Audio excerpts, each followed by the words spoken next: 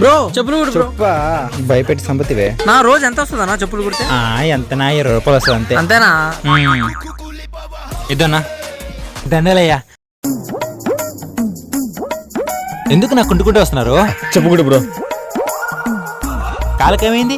కాలుకేం కాలే బ్రో, కాలు కింద కూడా తడిసిపోద్దని చెప్పి అందుకే పెట్టలా. కానీ కుట్టు. సరే మీ ఇష్టం. ఇద్దన్నా 20 రూపాయలు.